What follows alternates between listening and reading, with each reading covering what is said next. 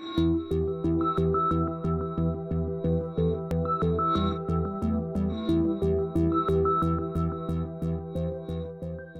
enfin c'est plutôt bonsoir. Je vais avoir le plaisir cette fois de remonter encore un petit peu dans le temps, puisque là on était dans les 10-15 000 ans, et là on va parler dans les plutôt 13,8 milliards d'années par rapport à aujourd'hui. Et je vais essayer de vous faire comprendre, notamment pour ceux qui sont dans le grand public, comment on fait ça et les grandes lignes disons des résultats qu'on a obtenus récemment après 20 ans de propositions, de conception d'un instrument, de conception détaillée, de tests, et puis depuis 4 ans d'analyse des données. Alors on va peut-être commencer par resituer un petit peu le problème. Ça c'est une carte de tout le ciel, donc c'est la sphère céleste dépliée donc, dans ce type de représentation. Ça c'est le plan de notre galaxie et ça c'est le centre de la galaxie. Alors ce qu'on voit, c'est essentiellement des étoiles, c'est cette espèce de brume que vous voyez au centre, mais on peut aussi identifier un certain nombre de galaxies, et ça c'est donc notre galaxie. Et par ailleurs, tous ces points-là représentent d'autres galaxies extérieures à la nôtre, et on voit tout de suite que c'est pas réparti, ça n'a pas l'air d'être réparti au hasard. Vous voyez des endroits où il y a beaucoup de galaxies qui sont réparties, des choses qui sont plutôt l'air d'être filamentaires, des endroits où c'est un peu sous-dense. Mais évidemment, c'est une représentation projetée, c'est sur le plan du ciel. Alors on peut faire un petit peu mieux, on peut coder les objets par leur éloignement en utilisant le fait qu'en fait on connaît maintenant depuis Hubble que l'univers est en expansion.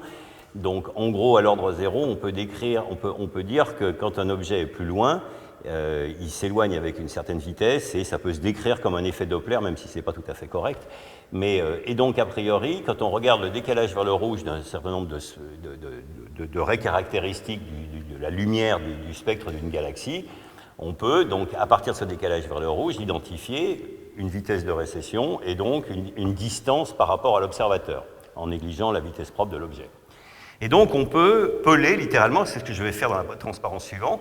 Voilà, une fois qu'on a enlevé les étoiles, ben voilà par exemple les galaxies d'une coquille autour de nous, et puis des coquilles successives, et vous voyez apparaître effectivement, ce n'était pas une illusion d'optique, que cette distribution est extraordinairement filamentaire, si on veut, et n'a pas l'air d'être l'effet du hasard, et d'ailleurs on a caractérisé depuis très très longtemps ça sous forme de fonction de corrélation, de dimension fractale, de Rényi, de tout ce que vous voulez, et évidemment un des enjeux c'est de se dire d'où ça vient. Alors on peut faire un petit peu plus, alors pas dans toutes les directions, mais on peut, ça c'est le Sloan Digital Sky Survey, qui cette fois positionne à 3 dimensions, en tout cas dans les endroits qui ont été mesurés. Ah oui, ça ne tourne pas. Donc ce que vous voyez c'est donc un ensemble de tranches, quand ça veut bien tourner. Bon, si ça ne veut pas tourner, on va le faire, on va rester comme ça. C'est donc un ensemble de tranches qui vous montre qu'effectivement, quand on regarde donc dans la 3e dimension, on a bien cette structure alvéolaire qu'on a pu comparer à une structure en nid d'abeille ou en bulle de savon. Et donc, voilà donc cette couche maintenant non animée comme la précédente. Pour vous donner une petite idée, ce cercle vert montre que c'était une distance telle qu'il a fallu 2,5 millions d'années à la lumière pour nous parcourir. Ce qui commence à ressembler à des distances assez cosmologiques. Bien, alors on peut... alors ça c'est évidemment... Donc quand on regarde ces objets à cette distance-là, on ne peut plus du tout négliger le fait qu'on le temps de parcours de la lumière, et donc on les voit tels qu'ils étaient au moment de l'émission de la lumière, et ça commence à être des temps d'évolution comparables à l'âge de l'univers. Alors, donc l'interrogation du physicien, et ça c'est depuis le maître, on a envie de dire, ça c'est la théorie dite de l'atome primitif, c'est de mettre un contenu physique pour dire finalement, est-ce qu'on est capable de développer un scénario si possible prédictif, et en tout cas vérifié sous de multiples angles du développement de ces grandes structures de l'univers. Alors, il me faut un autre point dans l'analyse. Il faut se rappeler que dans le contexte du modèle de Big Bang, si on inverse justement le mouvement, si on regarde vers le passé, on a un univers où toutes les distances sont plus petites, donc l'univers est plus dense, plus chaud. Et si on remonte suffisamment loin dans le temps, on pense que donc on remonte à des époques telles qu'on a une sorte de soupe initiale qui est faite alors dans un premier temps d'atomes, puis si on remonte encore, c'est le milieu ionisé, donc de protons et d'électrons, puis si on remonte encore, ça va être une soupe de quarks et de particules diverses et variées, et si on remonte encore, selon la théorie actuelle, en fait, c'est préexistant matière et rayonnement, on trouve essentiellement le vide quantique, mais avec des niveaux d'énergétique absolument fabuleux, et dont on pense à l'heure actuelle qui est à la source, justement, des fluctuations qui donnent naissance à tout ce qu'on voit là. Alors, un des points essentiels était que dans cette théorie du Big Bang, on attend donc un rayonnement qui a été autrefois en équilibre thermique avec la matière, et donc on s'attend à ce qu'il y ait un résidu de cette phase chaude qui est un spectre de corps noir.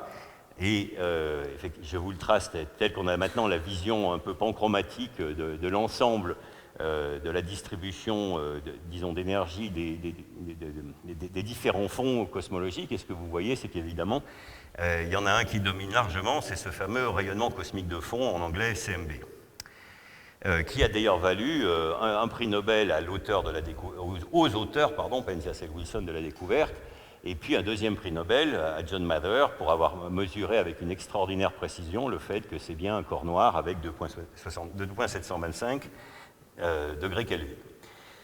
Donc on a ce rayonnement dans lequel on baigne, c'est en fait de loin les photons les plus nombreux de l'univers. Les astronomes n'observent qu'une toute petite fraction avec leur télescope optique usuel, et il s'agit d'environ 400 photons par centimètre cube.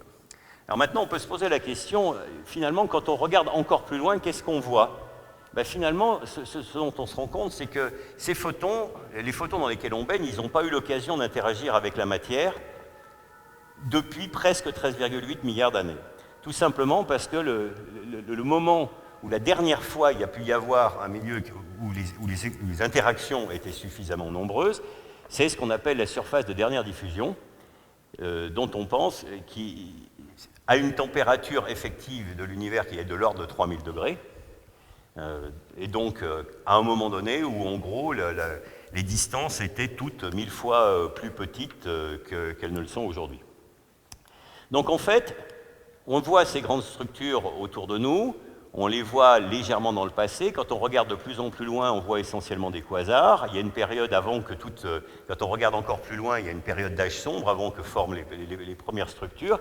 Et puis quand on regarde encore plus loin, et regarder encore plus loin, ça veut dire simplement mesurer les photons, l'essentiel des photons qui nous entourent, mais dans des longueurs d'onde d'ordre millimétrique, puisque le pic d'une distribution de corps noir à 2,7 est de l'ordre de 100 GHz ou 3 mm. Et évidemment, immédiatement, quand on voit ce diagramme, on se dit, ah bah oui, mais donc du coup, là, je dois voir, à cette époque-là, il y avait probablement, si la génération des fluctuations a lieu encore avant, je dois avoir donc des sortes de grumeaux primordiaux qui sont en fait l'état dans ce coin-là de l'univers de ce qui va devenir des galaxies, des étoiles, nous, ou des équivalents qu'il peut y avoir peut-être dans un coin très lointain. Et donc évidemment, on peut faire un petit peu de physique élémentaire et se rendre compte que finalement, oui, ce rayonnement qui interagit pour la dernière fois, au moment où il interagit pour la dernière fois, dans un milieu qui a des fluctuations de densité et de pression et aussi des mouvements divers et variés, va emporter la trace. Et donc on s'attend à ce que naturellement, quand on regarde le fond cosmologique, on n'observe pas simplement un corps noir, mais qu'en fonction des différentes directions d'observation, on observe des légères fluctuations de température que vous pouvez, à l'ordre zéro, le premier effet, c'est de penser simplement, si vous imaginez qu'il y a une structure qui est à cet endroit-là de l'univers, à cette époque-là, qui soit surdense, vous avez un puits de potentiel, et les photons qui viennent de là doivent s'extraire de ce puits de potentiel. Donc, en gros, globalement, les photons qui viennent de cette direction-là, ils sont décalés vers le rouge. Ou plus exactement, une température un peu plus faible. Évidemment, c'est qu'un des effets, il y en a beaucoup d'autres, il y en a 7. Donc globalement, voilà ce qu'on a envie de faire, et en fait c'est une représentation, donc on a envie de faire la cartographie détaillée de cette surface de dernière diffusion, donc des photons, c'est-à-dire du moment où les photons ont interagi pour la dernière fois avec la matière, ou l'immense majorité pour la dernière fois. Il y a une toute petite fraction qui a par exemple interagi avec du gaz chaud dans les amas, mais disons que ça c'est très minoritaire. Alors, ce contexte théorique était en fait très développé avant la première détection. Et ça, c'est le troisième prix Nobel dont je vais parler, c'est-à-dire que cette fois-ci, c'est aussi le satellite Kobe, mais une autre expérience qui s'appelle DMR, qui en 92 a fait la première cartographie de cette surface de dernière diffusion ou du rayonnement cosmologique de fond. Alors, cette carte est évidemment très peu précise, c'est parce qu'en fait, s'il n'y a pas de détails, c'est simplement parce que l'instrument n'avait pas de résolution, et en fait, c'est une résolution de presque 10 degrés, donc c'est énorme, enfin c'est très peu, c'est pas bon si vous préférez, et le niveau de bruit, le signal sur bruit de cette image est à peu près de 1. Donc en fait, il n'y a que les points extrêmes qui correspondent à quelque chose qui était effectivement une fluctuation de température. Le reste, on ne peut faire qu'une analyse statistique. Alors évidemment, ça c'est une image, c'est bien beau, mais pour les physiciens, comment on fait? Enfin là, je ne parle pas aux physiciens, là je parle au grand public. Donc en fait, ce qu'on fait, il y a une des manières d'analyser l'image, ce n'est pas la seule, mais c'est de calculer son spectre de puissance. Alors, je vais utiliser une analogie pour que, en tout cas, ceux qui ne sont pas physiciens comprennent. Si vous imaginez que ces taches de couleur qui représentent des variations de température soient en fait des hauteurs. Et imaginez que, par exemple, ça soit la cartographie des vagues sur la planète sans continent. D'accord? Et vous voyez, donc, vous allez simplement mettre en code de couleur la hauteur des vagues. Et donc l'analyse qu'on a envie de faire instantanément, qui est l'équivalent de la transformée de Fourier sur la sphère, c'est simplement de mesurer la hauteur typique des vagues en fonction de leur distance crête à crête ou de leur longueur d'onde. Et donc de tracer un spectre en disant, ben voilà, selon les grandes vagues, enfin, en fonction de la distance crête à crête des vagues, ou de leur fréquence si vous préférez, quelle est la hauteur caractéristique. Et en fait, c'est exactement ça qu'on fait avec un outil qui est une transformée en harmonique sphérique, que les physiciens connaissent bien. Et on veut faire tracer une courbe qui est caractéristique de cette image. Bien. Alors, évidemment, cette courbe, on n'est pas encore rendu. On a une courbe, mais on veut pouvoir la comparer à la théorie. Alors, ce que beaucoup de gens ont fait depuis les années 70, c'est précisément de faire un certain nombre de prédictions de à quoi pourrait ressembler cette courbe-là, ou même dans certains cas la carte elle-même. Et le contenu est assez simple à comprendre. On spécifie un modèle d'univers. Spécifier un modèle d'univers, ça veut dire quoi? Ça veut dire on spécifie des caractéristiques des fluctuations primordiales qui ont le mécanisme qui a engendré les fluctuations beaucoup plus tôt, disons dans le premier milliardième de seconde après le Big Bang, donc très tôt dans l'histoire. Et puis on spécifie les composantes du cocktail cosmique, entre guillemets, donc combien il y a de matière sombre, combien il y a d'énergie sombre, combien il y a de matière usuelle. Et ça, en fait, c'est ce qui va déterminer l'évolution des fluctuations pendant ces 380 000 ans, c'est-à-dire 380 000 ans, le moment où cette image est imprimée, il y a 380 000 ans d'évolution, donc il va y avoir une évolution sous forme d'onde acoustique dans ce plasma. Et donc, selon la composition de l'univers, eh bien, l'évolution va être légèrement différente. Donc, ça va imprimer des caractéristiques qu'on va pouvoir retrouver dans cette image. Et donc, de manière très simple, vous pouvez imaginer que finalement, ce qu'on développe, c'est, avant même toute mesure, une sorte de grand fichier d'équivalent d'empreintes digitales, et on en fabrique un très grand, en fait, maintenant on en fabrique même des centaines de millions quand on fait des analyses, qui sont a priori, en gros, qui disent, ben voilà, selon telle recette, selon tel contenu physique, eh bien voilà ce qu'on devrait mesurer. En voici un exemple, voilà le genre de choses qu'on avait toute liberté de faire quand j'étais un peu plus jeune, puisqu'il n'y avait aucune mesure. Et donc, ben voilà, des propositions théoriques de différents types de courbes. Alors, on allait même... Et à la différence d'une empreinte digitale, néanmoins, la différence, c'est qu'une empreinte digitale, c'est une empreinte digitale, on la mesure, mais on ne sait pas ce qu'elle veut dire.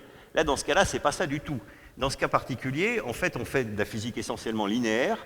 Donc, en fait, on est parfaitement capable d'analyser les tenants et les aboutissants et de voir comment les différents paramètres influent sur la forme de la courbe. Donc, on peut même interpréter cette courbe. Et là, ce n'est qu'un exemple, que j'utilise ça en cours de DEA d'habitude, mais c'est plutôt pour dire, ben voilà, selon la hauteur relative des pics, d'abord s'il y a un pic ou pas, Ensuite, où est la position du premier pic, où est le rapport entre le premier pic et le deuxième pic, quel est le rapport entre les deux premiers pics et la suivante, etc. Eh bien, finalement, on a tracé, à travers la physique que je vous ai indiquée, on a des révélateurs, des paramètres cosmologiques qui sont justement ce qui définit le cocktail qu'on cherche à connaître. Donc voilà en gros le cadre général. Ça c'est une version un petit peu simplifiée, puisque dans les années 80, il y avait deux possibilités. Il y avait une théorie à base de cordes cosmiques et une théorie à base d'inflation, qui toutes deux proposaient à quoi pourrait ressembler la carte du fond diffus ainsi que du fond diffus cosmologique, donc à t égale 380 000 ans, ce qu'on observe avec un instrument. Et puis, évidemment, c'est ce que je ne fais que redire ce que j'ai dit tout à l'heure, ça c'est un instantané, donc il y a 13,8 milliards d'années, mais plus tard, ces fluctuations, ces grumeaux vont former les premières étoiles, les premières galaxies, à peu près à t égale 200 millions, jusqu'à arriver à l'univers que nous observons aujourd'hui. Ah non, je ne vais pas répondre. Non, ça je ne crois pas, même si... Alors, pour vous donner aussi un petit peu de contexte, en 92, donc, la carte en question, voilà le spectre qu'elle nous a donné. Donc, c'est les 20 premiers modes. Alors, en fait, ce qu'on pensait, c'est qu'on voulait faire une mesure jusqu'à L, enfin, L égale 2500, c'est-à-dire des résolutions angulaires qui sont de l'ordre de 5 arcs-minutes. Donc, à l'époque, c'est ce que je vous ai dit, on n'avait que jusqu'à une résolution angulaire de l'ordre de la dizaine de degrés. Donc, on était parfaitement incapable de faire le tri entre ces différentes théorie. Néanmoins, c'était quand même quelque chose d'extrêmement important, parce que quand le résultat de Kobe est sorti, après une longue quête observationnelle et instrumentale qui a pendant longtemps fait uniquement des limites supérieures, c'est-à-dire pendant très longtemps, on n'a fait que dire on trouve rien, on trouve rien, on trouve rien. Alors, même si c'était que des limites supérieures, une absence de détection n'est pas une absence de résultat, bien sûr, et donc ça c'est un transparent de cette époque-là, justement, c'était toutes les théories qui ont été exclues par cette absence de détection. Donc voilà la situation en 92. Tiens, pourquoi ça n'avance pas? Allô? Voilà, je vais sauter ça. Donc, alors, le concept de Planck, en fait, du satellite Planck, de la mission ESA Planck, c'était très très simple. C'est qu'évidemment, quand on connaissait la cible, c'est-à-dire qu'on avait le niveau des fluctuations, en gros, on voulait faire ce que vous avez tous intuité, c'est-à-dire qu'on voulait voir l'intégralité de cette courbe, en fait, voir l'intégralité de la carte. Et donc, pourquoi rêver petit? Autant essayer de faire la carte ultime du point de vue des anisotropies de température. Et ultime, dans quel sens? Puisqu'on a un corpus théorique pour nous guider, on est capable de dire ce qu'on veut. Et ce qu'on veut, c'est mesurer d'abord tous les modes, c'est-à-dire toute la voûte cosmique, en tout cas n'être arrêté que par les endroits où on ne peut vraiment pas mesurer, c'est-à-dire exactement dans le plan de la galaxie. On veut une résolution angulaire qui permette d'avoir toutes ces oscillations si elles y sont. Et donc ça nous dit on veut une résolution angulaire de l'ordre de 5 minutes d'arc. Évidemment, ça ne sert pas à grand-chose d'avoir des tout petits pixels si vous ne mesurez que du bruit. Donc, on veut pouvoir mesurer certains contrastes. Et donc, le fait même que Kobe ait mesuré un certain niveau de fluctuation nous disait que, typiquement, on voulait arriver à un produit final qui ait une sensibilité de l'ordre de quelques 10-6 en delta T sur T, quelques 10-6, donc T c'est 3 degrés Kelvin, donc on voulait avoir de l'ordre de la dizaine de micro-Kelvin. Une mesure où le bruit détecteur serait, enfin le bruit tout intégré, tout ce qui ne serait pas cosmologique, serait plus petit que de l'ordre de 10 micro-Kelvin. Évidemment, on mesure le fond de ciel, mais mesurer le fond de ciel, on mesure aussi ce qui est en avant, les avant-plans. Et donc, comment on peut s'emparer? C'est simplement en prenant des images à différentes longueurs d'onde ou à différentes fréquences. C'est l'équivalent, si on prend un appareil photo, de faire un filtre rouge, un filtre bleu, un filtre jaune, etc.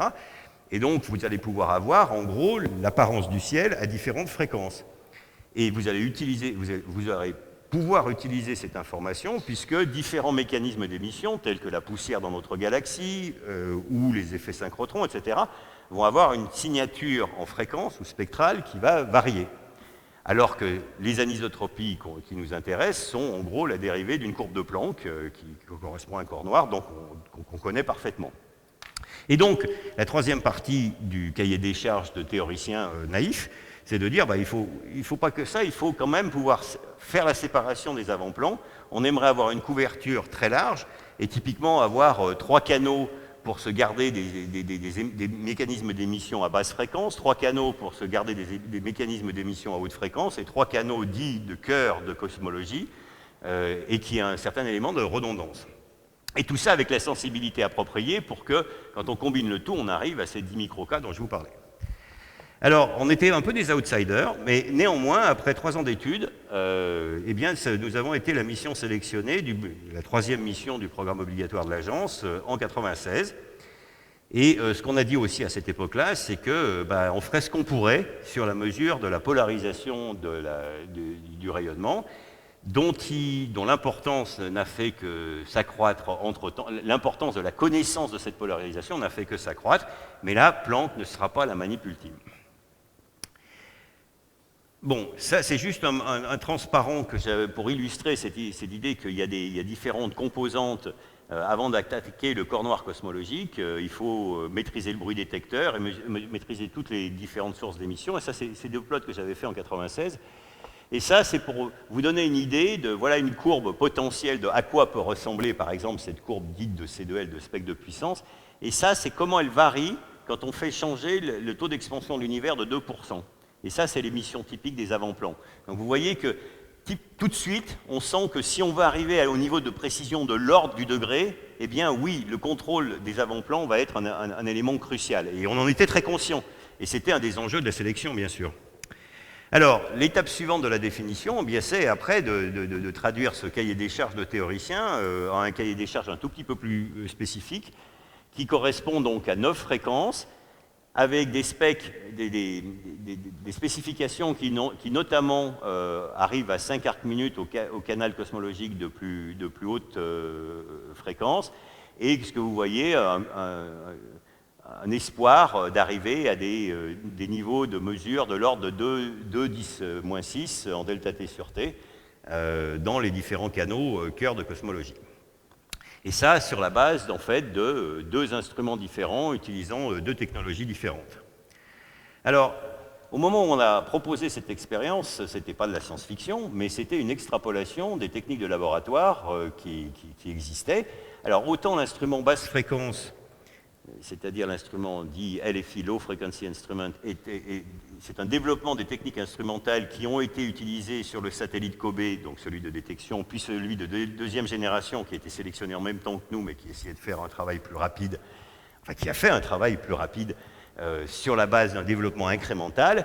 Et puis nous avons proposé quelque chose de nettement plus ambitieux, de changement de technologie de détection sur la base d'une technologie bolométrique, c'est-à-dire qui, en gros, enregistre, un bolomètre, c'est un petit calorimètre, c'est-à-dire que quand il y a des photons qui arrivent, essentiellement, ça chauffe un absorbeur et on met un petit thermomètre qui, en gros, enregistre cette augmentation de température, et puis il y a un drain qui permet au calorimètre de revenir à la température du bain thermique. Bien, après cette petite parenthèse un tout petit peu plus technique, ce que je veux dire, c'est que justement, la conception de Planck, par son ambition, qui était de dire on va développer ce qu'il faut pour atteindre cet objectif-là, requérait de développer un certain nombre de performances technologiques. Et une d'entre elles était qu'il fallait que les détecteurs bolométriques puissent être refroidis suffisamment. Et le cahier des charges, c'était 0,1 Kelvin, c'est-à-dire 1/10 de degré du zéro absolu. Et évidemment, avec une stabilité thermique absolument essentielle, parce que si évidemment vous faites varier la température du détecteur, vous n'allez pas pouvoir mesurer très, très finement les variations de température dues au flux incident. Mais ce n'est qu'une partie, il y a beaucoup d'autres parties qu'il fallait maîtriser. Mais en gros, l'instrument, voilà tel qu'il a été élaboré. Alors voilà Planck. Donc ça, c'est ce qu'on appelle le réflecteur primaire du télescope. Donc vous imaginez que les photons se sont promenés pendant 13,8 milliards d'années. Ils ont jamais rencontré personne. Et puis, ben voilà, ils tombent sur le réflecteur, sur le primaire. ils sont réfléchis sur le secondaire, qui est là, et puis renvoyés sur le plan focal de l'instrument, qui est là où il y a les deux instruments, sur le pourtour, l'instrument dit basse fréquence, et au cœur, notre instrument, l'instrument haute fréquence. Et puis, tout le reste qui permet essentiellement de recueillir l'énergie solaire, les différentes étapes cryogéniques et tout ce qu'il faut pour faire fonctionner un satellite et retransmettre les données à la Terre. Alors, le cœur du satellite, c'est-à-dire ce qui est là, c'est donc l'instrument dit haute fréquence, et vous en voyez ici une coupe, et c'est l'architecture thermique. Alors, là aussi, bon, avant de passer de l'architecture thermique, vous imaginez ce coup-ci, le photon, il vient d'ici, il rentre dans un de ces petits cornets, et puis il est sélectionné en fréquence, donc en couleur, quels sont ceux qu'on accepte, donc par des filtres, littéralement, donc c'est l'équivalent des filtres de couleur dont je vous parlais, simplement ils fonctionnent dans le millimétrique ou le submillimétrique, et puis dans cette petite cavité-là, ils finissent leur existence pour faire un peu d'échauffement de ces bolomètres qui sont sur une plaque qui est à 0,1 Kelvin. Et donc pour fabriquer tout ça, il faut évidemment, l'extérieur étant en gros à 300 degrés Kelvin, notamment à la partie chaude, il faut une architecture en poupée russe pour préserver d'une certaine manière le inner sanctum. Donc l'idée c'est qu'il y a une enveloppe extérieure à 4 Kelvin, une deuxième enveloppe qui est à 1,6 Kelvin, donc c'est toujours les Kelvin des physiciens, c'est-à-dire vous convertissez des Celsius au Kelvin en enlevant de moins 273,15. Voilà. Et donc l'étape suivante, eh bien, c'est ce réfrigérateur à dilution, qui est une première spatiale grâce à une technique développée en France, qui est un mélange d'hélium 3 et d'hélium 4 dans ces petits tubes qui se mélangent dans ces petits tubes. Voilà, alors ça c'est l'instrument, disons, haute fréquence. L'instrument basse fréquence, c'est donc autour, c'est les quelques cornets qui sont là, qui utilisent donc les technologies un peu à la Kobe, mais évidemment améliorées. Alors pour avoir une idée maintenant en fait, une manip cryogénique, en gros, on peut penser qu'on part du point le plus froid qu'on essaye d'accomplir et puis on voit comment on enrobe tout ça. Donc c'est ce que je vais vous montrer. Voici l'instrument HFI. Et puis donc voici l'instrument basse fréquence qui l'entoure et qui permet de faire un support dans le plan focal du satellite et puis qui envoie vers de l'électronique chaude le signal ou le signal d'une manière générale. Et puis la partie chaude est séparée de la partie froide par un ensemble de boucliers thermiques qui permettent de rayonner la chaleur de manière latérale. Et puis en dessous, il y a d'abord, alors c'est refroidi passivement en haut, mais en dessous, vous voyez un premier réfrigérateur à 20K qui permet de descendre à 20K, qui est un sorption cooler qui est développé à JPL pour cette expérience-là et qui permet donc de refroidir donc à 20K. Mais donc du coup, on est loin de 0,1K, il faut un deuxième étage cryogénique, ça c'est quelque chose qui est un deuxième réfrigérateur à 4 Kelvin développé au RAL en Angleterre, qui permet notamment donc de refroidir, vous vous souviendrez peut-être que l'enveloppe de l'instrument HFI est à 4K. Et puis voilà les frigos, les réservoirs d'hélium 3 et les 3 d'hélium 4 qu'on envoie se diluer dans HFI et qui c'est un cycle ouvert et qui donc sont relâchés dans l'espace. Et puis, alors donc vous imaginez que c'est beaucoup de tuyauteries qui doivent faire ces quelques mètres et puis revenir, et puis beaucoup de filasses. Et puis il y a aussi tout le reste, toute l'infrastructure de support, l'électronique chaude, de quoi piloter le satellite, de quoi contrôler sa position, numériser les données, les envoyer au sol. Et puis sur la partie haute, vous voyez le secondaire, le primaire, et puis un grand baffle pour éviter les rayonnements parasites. Et voilà. Alors, hop. Donc la taille, ça fait à peu près 4,2 mètres, et puis vous avez un certain nombre de chiffres caractéristiques de la chose telle qu'il ressemble. Alors finalement, physiquement, voilà, après 16 années d'espoir, de travail et de moments quelquefois un peu difficiles, de mesures, de tests en laboratoire, multiples et variés, etc., voilà Planck tel qu'il est à Kourou, juste avant le lancement, donc à Kourou, en Guyane française, sur la base de l'ESA, qui est en fait l'ancienne base du CNES et qui est opérée par le CNES. Le lancement a eu lieu donc en mai 2009. C'était un lancement absolument merveilleux au sens qu'il était nominal, c'est-à-dire rien à voir. Il a suivi la trajectoire absolument nickel. Et ça emmenait le satellite au point dit de Lagrange numéro 2, qui est simplement le point où on va suffisamment vite pour aller en même temps que la Terre, exactement à la même vitesse que la Terre, mais plus loin, autour du Soleil. Et donc c'est un point qui est constamment sur la ligne, ah bah oui, ça ne se voit pas, mais le Soleil, il est...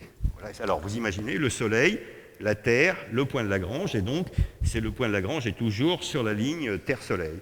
Et donc, si vous êtes au point de Lagrange, donc la ligne Terre, le Soleil est là, la Terre est là, la Lune tourne autour, vous pouvez mettre vos panneaux solaires comme ça, et vous avez le cosmos libre devant vous pour la mesure, avec tous les perturbateurs thermiques loin derrière.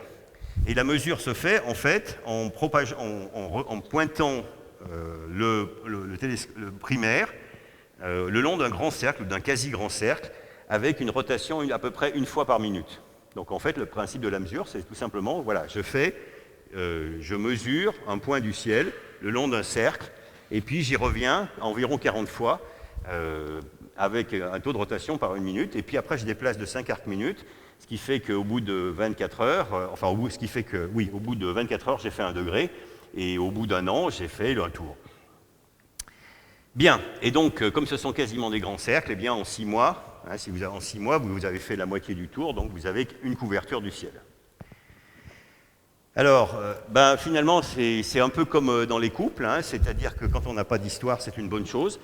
Donc en fait, à partir du moment où le satellite a été mis à poste et a commencé à prendre des données de qualité relevée, c'est-à-dire à partir du 13 août 2009, eh bien, les instruments ont été extraordinairement stables et nous n'avons pas perdu de données, tout a fonctionné de manière non interrompue avec des données toutes bonnes pendant 900 jours. Je vais vous présenter aujourd'hui les résultats d'une première analyse qui est la mission nominale, c'est-à-dire celle qui permet de déclarer la réussite de la mission, qui n'est donc pas la mission finale, parce qu'en fait, nous avons eu le bonheur d'avoir des instruments qui fonctionnaient tellement bien qu'on pouvait régler tous les débits, notamment au minimum, et donc la durée effective de mission a été quasiment double. Donc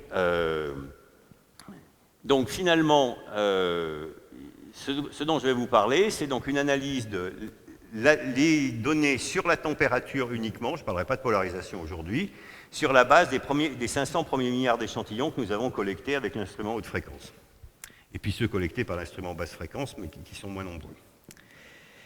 Alors, quand je parle d'instruments très stables, on ne va pas regarder le tout, mais voilà, en gros, sur l'intégralité du temps de survey, la stabilité de la plaque bolométrique, c'est-à-dire de l'endroit où on fait les mesures, à 0,1 K, et vous voyez que l'échelle là, c'est 0,1 mini-K. Donc c'est pas mal comme environnement de mesure.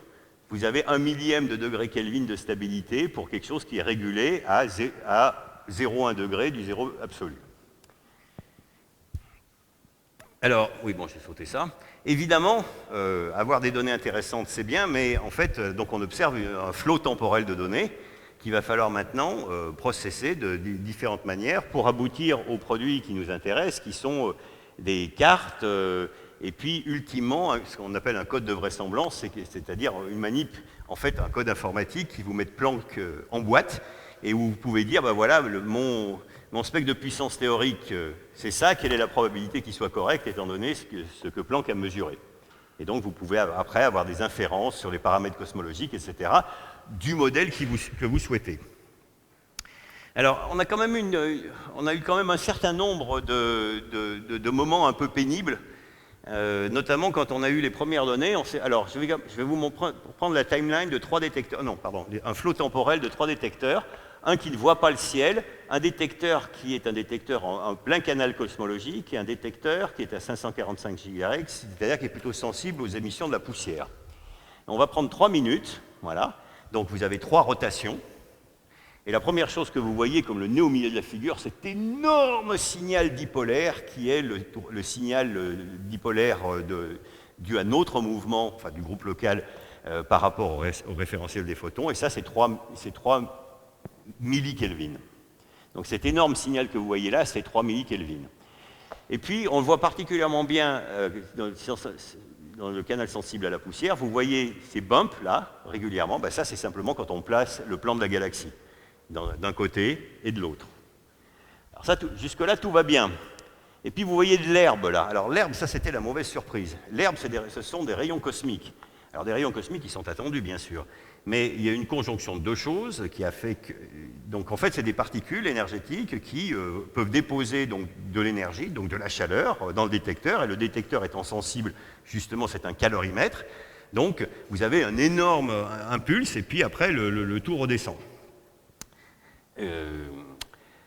Alors, il s'est avéré que la mission s'est déroulée au moment d'un minimum solaire. Et donc un minimum solaire, ça veut dire qu'en fait, les rayons cosmiques de la galaxie peuvent rentrer en beaucoup plus grand nombre. Donc ça, c'est la première partie. La deuxième, c'est qu'on avait sous-estimé l'interaction dans les parties hors le cœur du détecteur.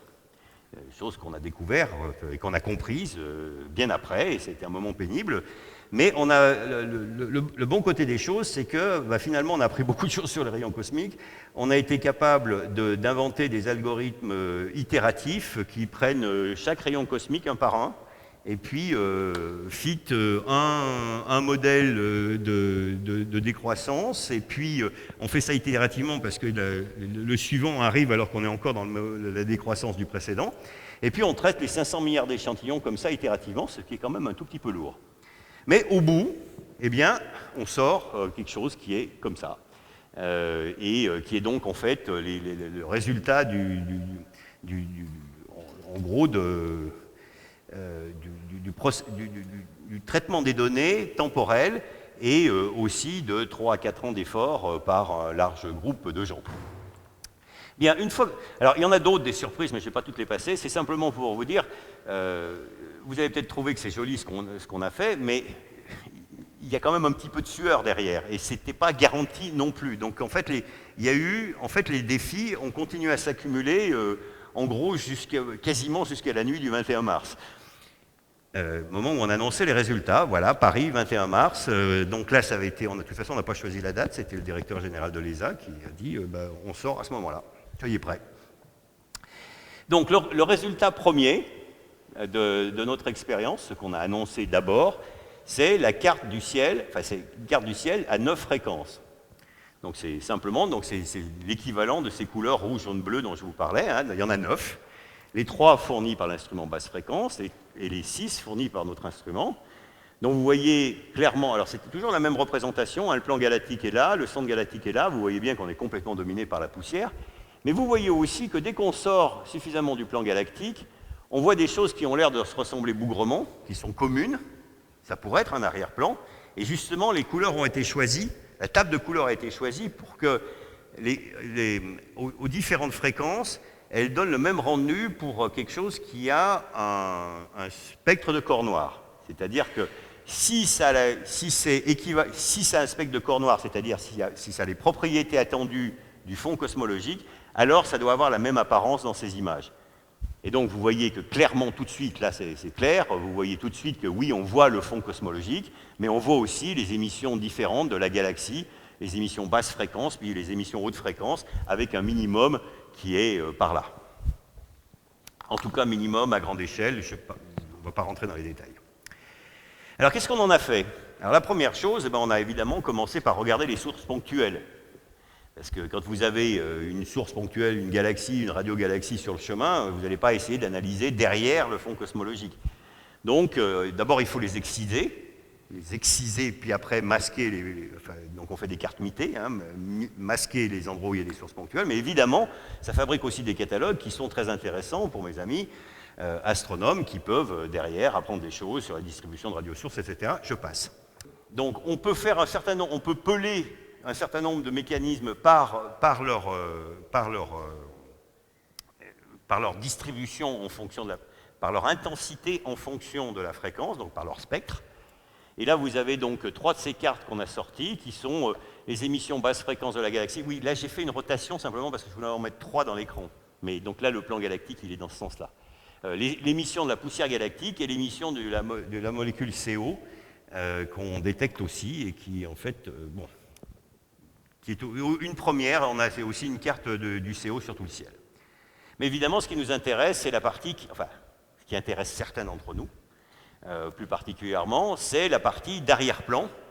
Et donc, en fait, c'est cette séparation des composantes qui vise à avoir une combinaison appropriée de ces 9 cartes pour sortir au mieux la carte du fond diffus cosmologique qui est derrière. Et quand je dis au mieux, c'est un sens très précis, c'est une combinaison qui doit minimiser la contribution dans l'image finale à la fois du bruit et des résidus d'émissions galactiques. Donc, en fait, c'est une combinaison de variance minimale. Voilà, c'est assez simple. Sauf que les choses sont toujours un petit peu plus compliquées parce que l'intensité des émissions d'avant-plan varie en fonction de la fréquence. Et donc, ce qu'on fait, c'est qu'à chaque échelle, donc ça, c'est les mêmes L que le spectre de puissance dont je vous parlais. Donc, Kobe, c'était le premier point. Et donc, ça, c'est tous les multipôles qu'on essaye de mesurer. Donc, en fait, on fait une combinaison linéaire de ces cartes différentes à chaque L, une pondération différente, parce qu'en gros, les ennemis à combattre ne sont pas les mêmes, parce que les mesures dans les différentes fréquences n'ont pas la même sensibilité d'une part, et puis n'ont pas les mêmes composantes d'avant-plan d'autre part. Ceci étant dit, vous voyez qu'en fait, le résultat final va être évidemment dominé par 2 canaux, le 143 GHz, celui que j'avais entouré en rouge, qui avait delta T sur T de 2, et le 217 GHz, celui qui a une résolution angulaire de 5 minutes d'arc. Et vous voyez que c'est eux qui déterminent, qui ont les poids maximaux dans la combinaison linéaire, avec d'autres qui sont négatifs, qui sont ceux-là, les poids négatifs, c'est-à-dire pour retrancher de l'image, ce qui est tracé à haute fréquence, c'est-à-dire essentiellement la contribution de la poussière. Bon, c'était un petit peu technique, tout ça pour vous dire que, et on a essayé de le faire de 4 manières différentes, c'est-à-dire qui échantillonnent en gros tout ce qu'on sait faire en mathématiques appliquées pour, disons, obtenir un signal aussi bon soit-il. Voici donc le résultat promis qui est en fait, qui en gros peut me faire dire qu'on a rempli notre cahier des charges. Ceci est une carte donc du fond cosmologique, donc la distribution de température du fond du ciel, telle que tracée par des photons qui ont interagi pour la dernière fois avec la matière, pour presque tous, il y a 13,8 milliards d'années. Et sur cette image, non, je ne vais pas répondre. Sur cette image, il y a environ 6 millions de pixels de 5 arcs minutes. C'est une carte qui fait 50 millions de pixels, mais la résolution est effectivement de 5 arcs minutes, elle est surpixelisée. Et on peut voir sur cette image, dans les endroits les mieux couverts, des déviations par rapport à la moyenne qui sont 1 million de fois plus petites que la moyenne, qui est 2,5 degrés Kelvin. Donc, on est effectivement tel qu'on avait promis, c'est-à-dire, selon les endroits, mais de l'ordre de quelques microkelvin, entre, disons, 1 et 20 microkelvin selon les endroits de la carte. Par exemple, plus on se rapproche du plan galactique, plus c'est difficile de battre la galaxie, donc en fait, on a un peu plus de bruit. Bon, voilà le genre de choses.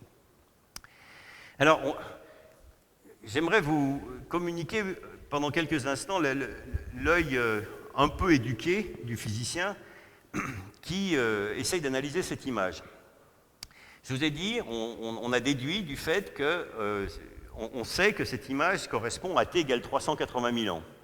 On sait par ailleurs, enfin on pense, et on a maintenant des indications beaucoup plus fortes, que les fluctuations primordiales ont été engendrées dans les tout premiers instants après le Big Bang, donc disons à une densité d'énergie qui correspond à 10 puissance 16 GeV, enfin entre 10-15 et 10-16 GeV, donc c'est premier milliardième de seconde.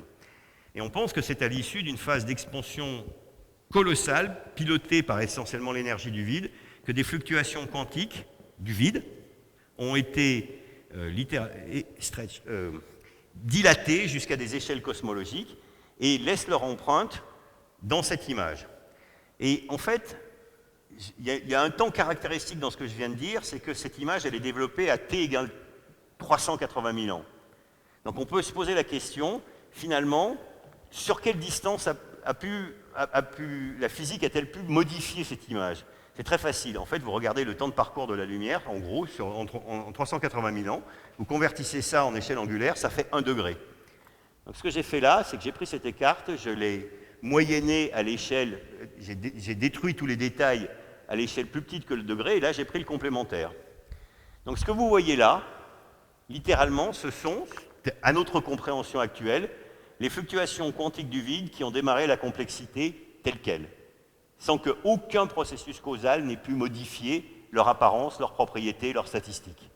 Donc vous avez un accès direct, absolument phénoménal, à la physique disons, de l'univers extraordinairement primordial, très au-delà de ce qu'on peut espérer mesurer directement dans un accélérateur. Et aux échelles plus petites, en revanche, c'est là où des ondes acoustiques ont pu se propager. Pendant ces 380 000 ans, ces grumeaux, ils ont évolué, ils se sont comportés essentiellement comme des ondes acoustiques, donc avec des oscillations. Enfin bon, on peut écrire les équations et décrire la physique de manière relativement simple. Ce n'est pas le point. C'est le point que j'ai fait précédemment, c'est vous dire, ces 380 000 ans d'évolution qui modifient légèrement l'apparence, encodent la valeur des paramètres cosmologiques. Et donc on voit, entre guillemets, l'influence, disons, du cocktail univers et l'influence des paramètres cosmologiques aux deux échelles de l'image. Alors, voilà le spectre de C2L, le spectre de puissance dont je vous ai parlé. Donc au moment où on l'a proposé, il n'y avait même pas la moitié du premier point. Voilà, pour vous donner une petite idée. Alors maintenant, ben voilà, ça c'est la mesure. Il n'y a même pas besoin de mettre de la théorie, là, puisque voilà, c'est la mesure avec ses barres d'erreur. Alors là, c'est des barres d'erreur d'échantillons. Là, à cet endroit-là, c'est le fait qu'on a un seul univers, donc on ne peut pas mesurer, on peut pas. Là, il n'y a pas de bruit à ces échelles-là. Et là, bon, à ces échelles-là, le signal sur bruit, par mode individuel, commence à être inférieur à 1. Mais vous voyez quand même que les barres d'erreur sont quand même plus petites que la taille du symbole. Donc ça, c'est notre empreinte digitale dont je vous ai parlé précédemment. Et donc, maintenant, c'est le moment d'anxiété et de se dire, finalement, est-ce que, étant donné cette empreinte digitale du vrai de l'univers, est-ce que dans mon paquet d'empreintes théoriques, est-ce qu'il y en a une qui fit? Ou est-ce qu'en fait, je vais tomber sur une faille et qu'il n'y en a aucune qui fit? Ça, c'est la question. Bon, ça, je saute. Eh bien, voilà un modèle à 6 paramètres dans la collection préexistante qui était émergente déjà depuis un certain temps. Ce modèle à 6 paramètres, comme vous pouvez le constater, décrit très bien les données. Et on peut rendre les choses de manière plus propre, de manière statistique. Vous me regardez d'un drôle d'air. Encore 2-3 minutes pour laisser peut-être le temps aux questions. Oui, bon, enfin, on verra. Okay. Alors, quelques instants quand même. Donc, on est parti de 500 milliards d'échantillons. On a fait 9 cartes de 50 millions de pixels chacune. On en a extrait une carte d'1 million de pixels. On a fait une transformée en harmonique sphérique, etc. On en a sorti 2500 nombres. Et je suis en train de vous dire que ces 2500 nombres se décrivent extraordinairement bien d'un point de vue statistique par 6 nombres. Et pas simplement 6 nombres. Il y a quelque chose supplémentaire d'intéressant, c'est qu'on a plein de modèles alternatifs, d'empreintes digitales supplémentaires qui introduisent des paramètres supplémentaires. Par exemple, une masse des neutrinos suffisamment importante, un nombre non standard de nombre de neutrinos. On peut avoir la courbure de l'univers, on peut rajouter des tas de paramètres. Ce que je vous dis là, c'est qu'il n'y a pas d'indication incontournable de la présence d'un 7e paramètre, et donc ce que nous, physiciens, en tirons, c'est qu'on peut mettre des limites supérieures qui sont fort intéressantes sur justement toutes ces extensions au-delà du modèle minimum. Alors, je vous ai parlé de ces 6 paramètres, il faut quand même que je vous les montre. Voilà, ça c'est des paramètres. Il y en a 2 là qui décrivent les conditions de l'univers primordial, c'est-à-dire le mécanisme qui a engendré les fluctuations primordiales, et puis 3 qui décrivent en gros l'univers cocktail dans lequel ces fluctuations se sont développées. Alors, ça c'est le paramètre le plus intéressant. Parce que, en gros, la manière dont on caractérise les grumeaux, les fluctuations dans les temps les plus reculés, finalement, on pense simplement que c'est une distribution qui est invariante d'échelle, mais qui n'est... C'est-à-dire, en gros, il n'y a pas d'échelle caractéristique, apparente. Mais, en fait, alors, une des questions qui était essentielle était de savoir, est-ce que finalement, toutes les fluctuations ont à peu près le même contraste, quelle que soit la taille des grumeaux? Et donc, soit il y a l'invariance, soit il y a une invariance d'échelle exacte, et ça se mesure par ce paramètre qui vaudrait 1. Et ça, c'est ce qu'on fait par, quand on ne sait pas, on dit, c'est invariant d'échelle. Et c'est ce qui a été fait avant même la théorie de l'inflation, c'est-à-dire c'était ce qui était postulé dans les années 70. Et puis, dans les années 80, je vous ai dit, on a développé, il y a deux écoles différentes qui ont développé des théories de comment pouvaient s'engendrer ces fluctuations. Et après les premières idées sur l'idée d'inflation, d'une phase d'inflation exponentielle, très, très rapide de l'univers, auquel on peut associer les noms de Gauss, de Starobinsky, etc., il y a eu un moment assez critique, qui est 1981, Mukhanov, avec Chibisov, fait le premier calcul quantique des fluctuations au cours d'une phase d'inflation. Et ce qui sort, alors dans le cadre d'un modèle particulier, qui est le modèle de Starobinsky, bon, enfin je vais passer les détails, mais il dit, bon, génériquement, si l'inflation a eu lieu, ce paramètre-là ne doit pas valoir 1, il doit valoir 0,96. En gros. Parce que c'est consubstantiel au fait que l'inflation doit se terminer, et donc je construis une échelle caractéristique, et que donc d'une certaine manière je dois voir la fin de l'inflation. Bon, je vous le fais un peu avec les mains, mais... Et ça c'est traduit par ce chiffre qui devrait être légèrement inférieur à 1 de 4%. Vous imaginez que mesurer 4% d'une partie, d'un des paramètres qui contrôle cette carte de fluctuation au niveau de quelques micro-cas était quelque chose d'assez difficile. Ce à quoi donc j'attire votre attention, c'est que là, dans le langage des physiciens, 1 est exclu à ce qui s'appelle 4 sigma par Planck tout seul. Pas d'autre expérience, rien d'autre, Planck tout seul. C'est pas trop mal. Mais il y a d'autres choses qu'on mesure pas mal. On mesure aussi assez bien quelque chose qui est en gros ce qu'on peut appeler l'horizon acoustique. Bon, je ne vais pas rentrer dans le détail, mais la précision de la mesure par Planck, c'est de 0,07% de cette quantité-là. Et caché là-dedans, il y a en gros la densité de matière de l'univers fois le taux d'expansion. Okay. Bien, alors je vais quand même aller un petit peu plus loin. Évidemment, bon, Planck n'était pas tout seul, il n'apparaît pas tout seul. Je sais bien que mon chairman s'agite, mais je n'ai pas vu tant de gens partir, donc je continue. Donc une des choses qu'on a faites, c'est évidemment vérifier la cohérence de ce qu'on avait avec l'expérience précédente, WMAP, qui est donc à plus basse résolution. Et ce qu'on a pu voir, c'est qu'une fois qu'on corrige leur carte de l'émission résiduelle de poussière en utilisant nos données, puisqu'ils n'avaient pas de mesure à haute fréquence, finalement, ceci est parfaitement cohérent. Donc on est parfaitement cohérent en termes de mesure, simplement, donc ça veut dire qu'on n'exclut pas ce qui s'est fait précédemment, on le fait simplement mieux et plus précis. Et donc, on va éventuellement on va focaliser vers des sous-modèles spécifiques. Donc ça, c'est la première partie. Mais on n'est pas tout seul non plus à haute fréquence.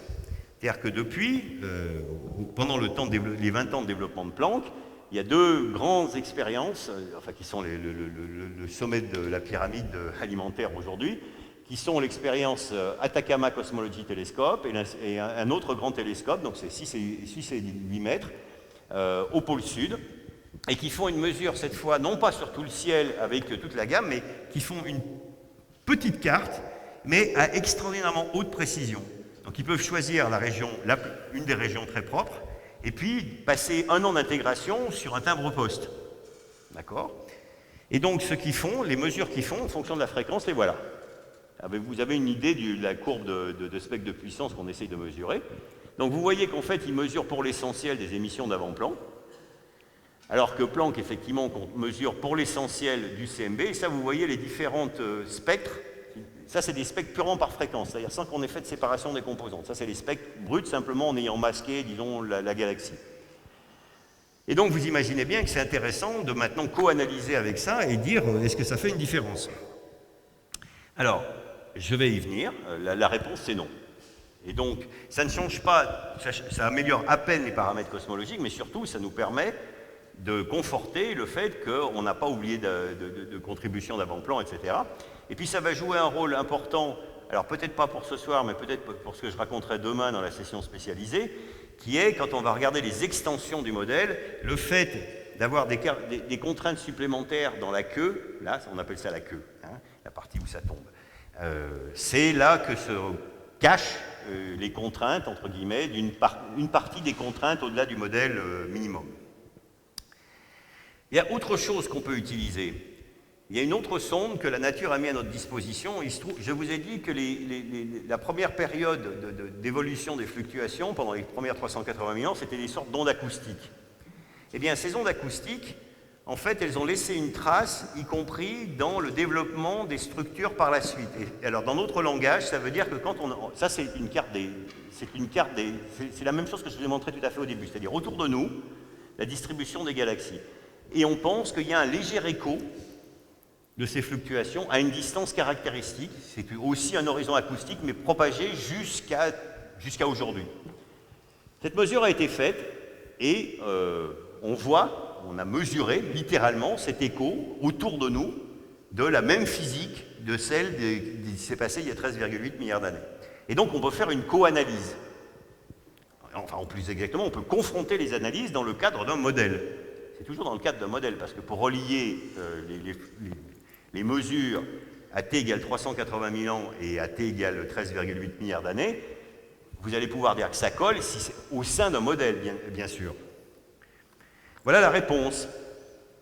Vous voyez, en fait, en bref, le modèle, on trouve toujours une description satisfaisante de l'ensemble des données, de ces données-là, avec le modèle à 6 paramètres dont je vous ai décrit. Simplement maintenant, vous voyez par exemple que l'exclusion de l'invariance d'échelle est maintenant, dans le langage des physiciens, à 7 sigma. Dit autrement, vous voyez que la barre d'erreur, là, c'est vraiment tout petit. 0,005. Donc là, on peut effectivement exclure que ça vaut 1. Bien.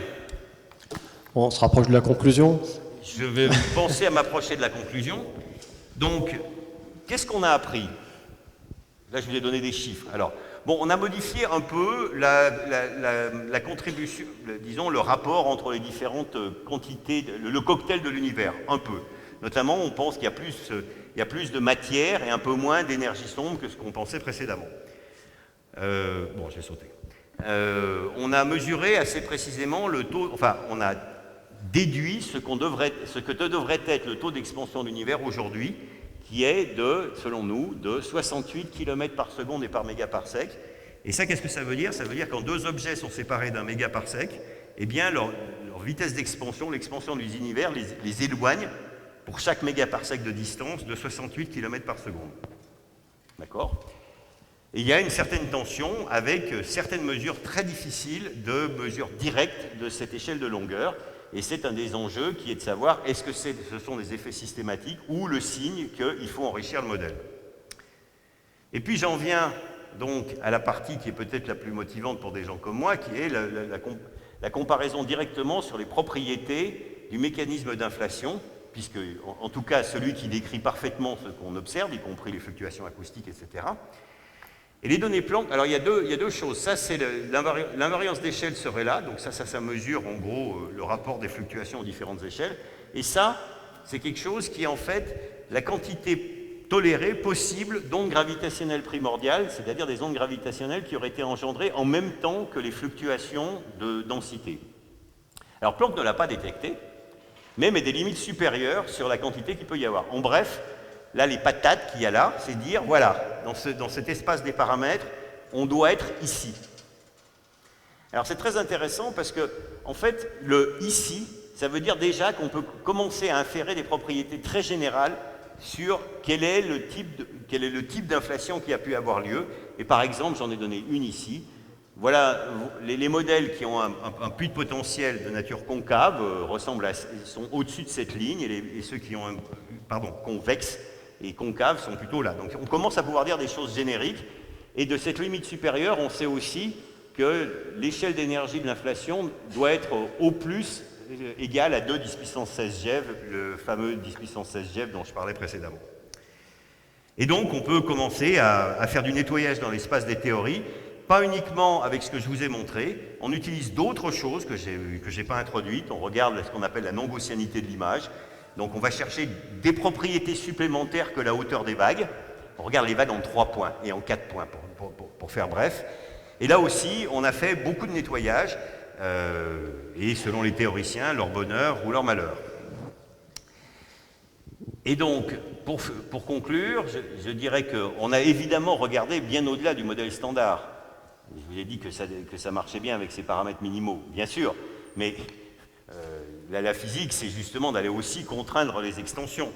Alors, on a regardé des tas de choses, comme la courbure de l'espace, par exemple. Et là, on est capable de mettre des contraintes extraordinairement fortes sur toute courbure résiduelle, sur la quantité d'hélium primordial, sur l'énergie, sur les propriétés de l'énergie sombre, sur le nombre de neutrinos que, contrairement aux indications des expériences précédentes, nous trouvons parfaitement compatibles avec 3 espèces de neutrinos, sans indication ou suggestion d'un 4e neutrino qui serait par exemple stérile.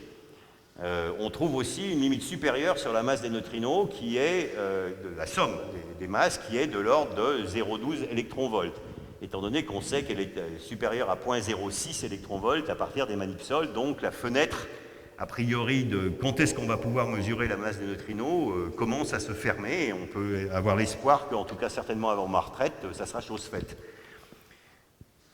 Et d'autres encore. Donc, alors tout ça, c'est bon, les neutrinos, tout ça. Bon, je vais sauter. Il y a d'autres choses extraordinaires dans ces données que je ne vous décrirai pas, comme la distribution de masse dans tout l'univers. Peut-être que vous me poserez des questions une autre fois. Mais je voudrais finir par, le fait. Est-ce que c'est finalement un rêve ou un cauchemar, puisque finalement tout marche bien. Et donc quand on n'a pas de faille, finalement, c'est pas rigolo. C'est un peu le problème d'ailleurs des physiciens, de mes amis des physiciens des particules. Bon, ils ont le Higgs, et où sont les traces de la physique non standard qu'on peut se mettre sous la dent? Eh bien, il y a quelques anomalies dans ces données. Alors, je vais en citer qu'une, parce que je me rends bien compte que... Mais je vais en citer qu'une. Il se trouve que, voilà, j'ai fait ici, par exemple, un zoom sur la partie bas L, les grandes échelles de ce plot. Et il se trouve que maintenant, vu le luxe de précision et de détail des points expérimentaux dans cette partie-là de la courbe, on peut fixer très précisément le modèle. La courbe, elle ne peut pas blobloter beaucoup, puisqu'on a on a énormément de points de détail. Et donc la courbe, elle doit passer là. Et vous voyez que les points de mesure, ils n'ont pas changé par rapport à la manip précédente, qui était de basse résolution, mais ils sont tous en dessous, ou presque. Et on peut se poser la question de la probabilité statistique que ça se produise dans un morceau d'univers qu'on vous découpe un peu au hasard. C'est pas très probable. Disons que c'est au niveau de 3 sigma. Voilà. Alors, il y a plusieurs choses qu'on a qui sont des effets à 3 sigma, qui sont une des raisons pour lesquelles on est très excité, parce qu'on a aussi pas mal de données en stock, et donc toute explication théorique qui est faite avant qu'on ait annoncé nos résultats, ça pourra être une manière de trancher dans un sens ou dans un autre. Évidemment, je n'ai fait qu'un petit parcours rapide. Pour ceux que ça intéresse, on a sorti le même jour plus de 1000 pages d'articles sous forme de 28 articles. Et puis pour ceux que ça intéresse encore plus, eh bien toutes les boîtes bleues, là c'est tous les produits, entre guillemets, qu'on a mis à disposition du monde entier. Vous pouvez aller sur Internet, télécharger, et vous avez la vraisemblance de Planck, les cartes de Planck, enfin tout ça. C'est entrée libre. En conclusion, je voudrais simplement dire que j'ai laissé de côté énormément de choses qu'on peut faire avec ces données qui ne sont pas le cœur de la cosmologie dans cet exposé introductif. Je voudrais dire aussi je voudrais rappeler qu'on a analysé que la première moitié des données. Il y a encore 500 milliards, à peu près 400 milliards d'échantillons qu'on est en train d'analyser. Qu'est-ce qu'on veut en faire? Qu'est-ce qu'on veut en faire? On veut d'abord évidemment améliorer les caractéristiques des inférences qu'on a faites sur la base de la température. On va faire de meilleurs modèles, on va faire, etc. Bon. Mais évidemment, ce qu'on espère pouvoir sortir l'année prochaine, à cette date-là, à peu près, enfin si, c'est maintenant, en juin, on espère sortir cette fois la polarisation, en tout cas la partie de l'analyse polarisée qu'on aura été capable de faire d'ici là. Et donc je pense que nous vivons des temps excitants où à la fois, c'est l'année quand même, où 2 expériences à forte implication européenne, le CERN avec le Higgs et Planck, l'inflaton avec Planck. Je vous rappelle que quand même, c'est pas à titre personnel, mais le cœur de l'instrument, c'est l'instrument HFI, il est à pilotage français. Ce sont des physiciens français qui ont fait le cœur de ce qui, du point de vue cryogénique, ça a été conçu et développé chez nous, fabriqué par l'air liquide. Ça a été testé et assemblé à l'Institut d'astrophysique spatiale. Les données ont été analysées à l'Institut d'astrophysique de Paris. Et donc, c'est un motif, y compris, j'espère, pour les quelques jeunes physiciens qu'il y a peut-être aux environs, que pour venir continuer des études de physique qui sont quelquefois un petit peu ardues. Voilà, et évidemment, on n'est pas tout seul à avoir fait ça, et il y a une centaine d'instituts scientifiques qui sont plus ou moins répertoriés là, qui ont permis de mener à bien cette grande aventure. Ah oui, j'oubliais, pour le grand public, on a fait un site web aussi, www.planck.fr. Merci. Merci François Boucher.